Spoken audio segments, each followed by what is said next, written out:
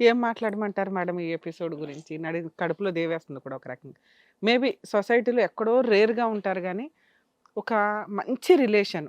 ఈ రోజున ఈ ఎపిసోడ్ కనుక టెలికాస్ట్ అయిన తర్వాత చూసేవాళ్ళు, వదిన, మరిది అనే రిలేషను ఇంత తప్పుగా ఉందా అని మమ్మల్నెక్కడ అనుమానిస్తార్రా బాబు అనేంత ఇన్‌సెక్యూర్డ్‌లోకి, భయంలోకి వెళ్ళిపోతూ ఈ ఈ మధ్య ఇంక కొంచెం మిగిలున్న ఆ రిలేషన్స్ కాస్త కట్ అయిపోతూ ఉంటాయి.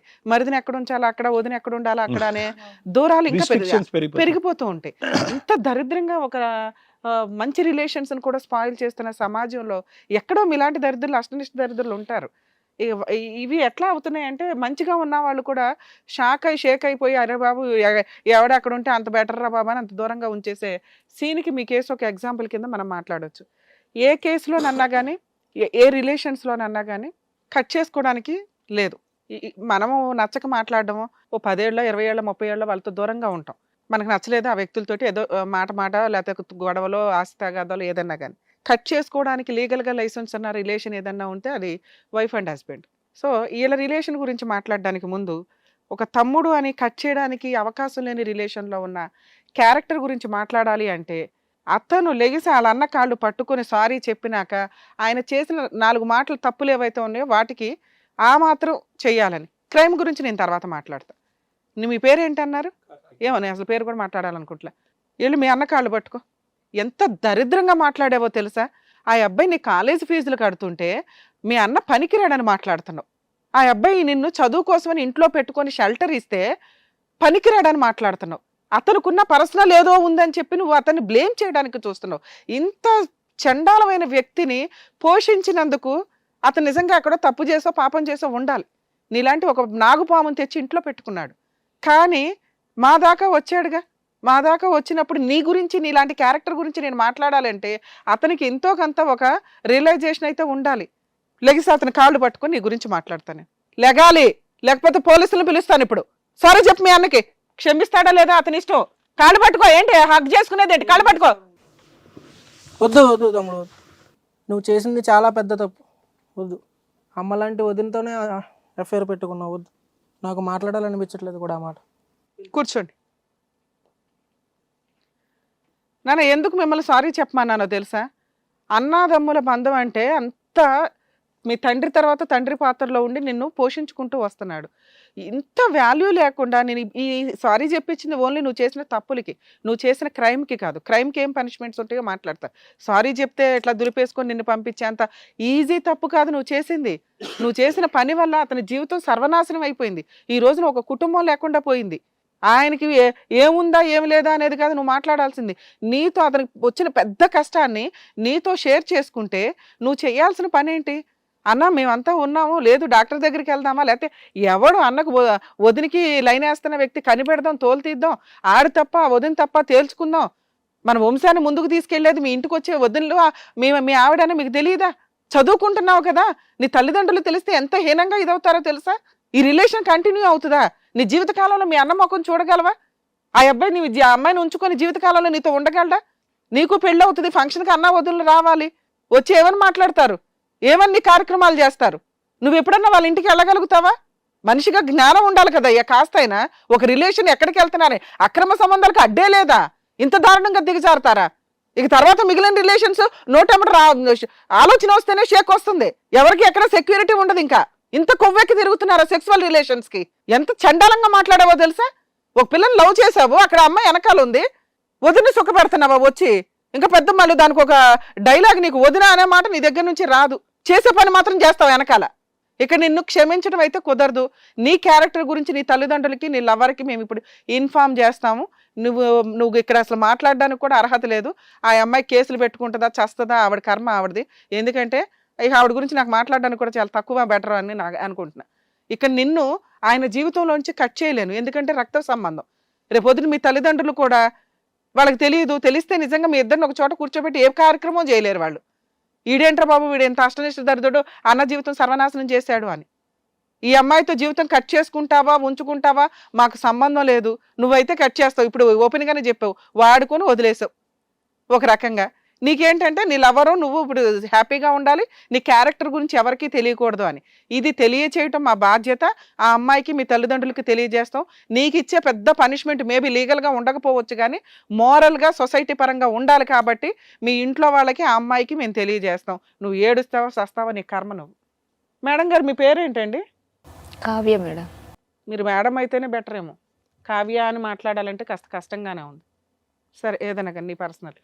అమ్మ ఏంటి ఇంత ఒక ఒక మహిళ 1కి 100 సార్లు క్యారెక్టర్ దాకా వస్తే ఆలోచించాల్సిన విషయాన్ని అంత టేక్ ఇట్ ఈజీగా అబ్బాయి చచ్చిపోతాను అన్నాడండి, అందుకే మేము రిలేషన్ పెట్టుకున్నామండి, మా ఆయన పనికిరాడని డిసైడ్ చేసేసావేంటమ్మా?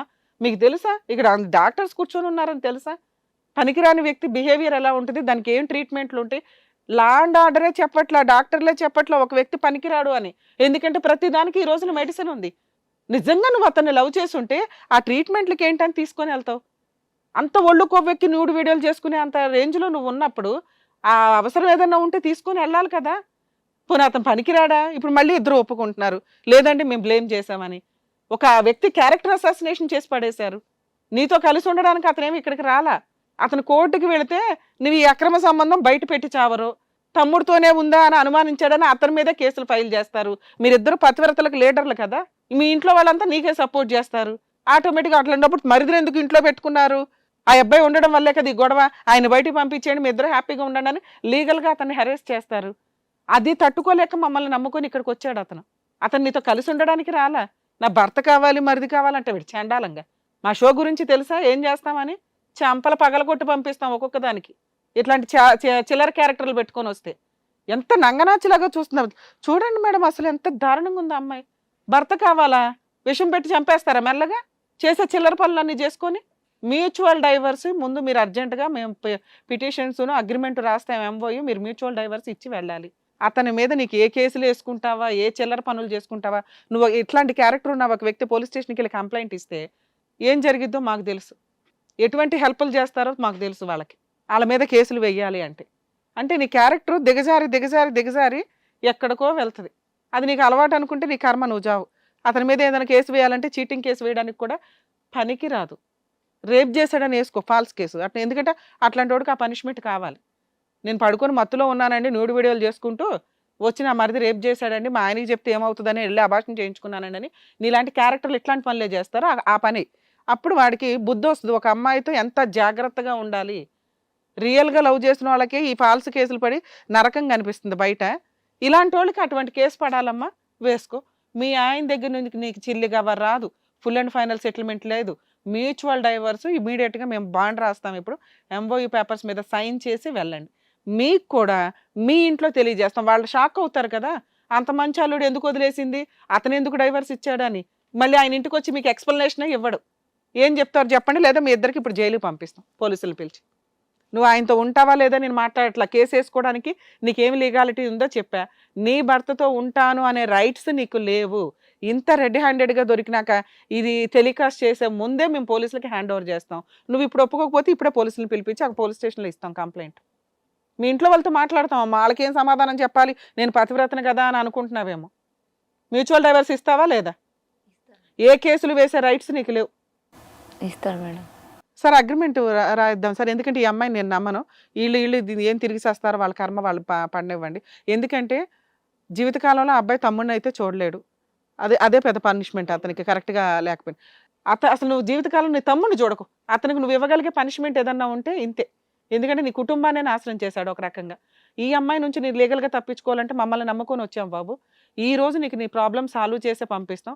మీ తల్లిదండ్రుల గురించి వాళ్ళకి చెప్తాం, వీళ్ళిద్దరి గురించి వీళ్ళ పేరెంట్స్కి కూడా చెప్తాం. ఎందుకంటే వాళ్ళు గుండెలు పగిలి చేస్తారు. కూతురు క్యారెక్టర్ తెలియదు కదా, పిల్ల ఎంత పద్ధతిగా ఉంది అని, ఈ పిల్లకి అన్యాయం జరిగిందా అని. అర్థమవుతుందా? లీగల్ ప్రొసీడింగ్స్ ఏమీ లేకుండా ఓన్లీ మ్యూచువల్ డైవర్స్ తోటి మీకు ఈ ప్రాబ్లం సాల్వ్ చేస్తాం. ఎప్పుడైనా కానీ తప్పు అనండి. వాళ్ళు గోంగూర ఫీల్ అయ్యేది ఏంటి, జీవితమే పోయింది కదా, నువ్వు ఆ రోజే చెంపలు పగలు కొట్టి అడుగుంటే ఆ ఫోనుల దగ్గరే ఆగేవేమో. అర్థమవుతుందా? మీరు ఇంకా బయట సంబంధాలు పెట్టుకుంటే ఈ రోజున ఆడపిల్లలు చాలా డేంజర్గా ఉన్నారు. అది నిజమో కాదా మీ తమ్ముడు వేస్తున్న ఎలిగేషన్స్ మాకు అర్థం కాల. అలాంటివి ఏమైనా ఉంటే కట్ చేసుకొని ఒక మంచి అమ్మాయిని చూసి పెళ్లి చేసుకోండి. అర్థమవుతుందా? సార్ మీరు మమ్మల్ని నమ్ముకొని వచ్చారు కాబట్టి మేము లీగల్ సెటిల్మెంట్ ఇది చేయగలం. బాండ్ పేపర్ అరేంజ్ చేయండి, ప్రొసీడింగ్స్ నడిపిద్దాం. ఇక్కడ అమ్మ దీంట్లో ఏం రాసావంటే మరిదితో అక్రమ సంబంధం ఉండడం వల్ల నేను ఒకసారి హిట్ టీవీ యాప్ ని డౌన్లోడ్ చేసుకోండి. ఇందులో short news, live news, entertainment movies అన్ని అవైలబుల్ గా ఉన్నాయి. హిట్ టీవీ యాప్ని ఫ్రీగా డౌన్లోడ్ చేసుకోండి.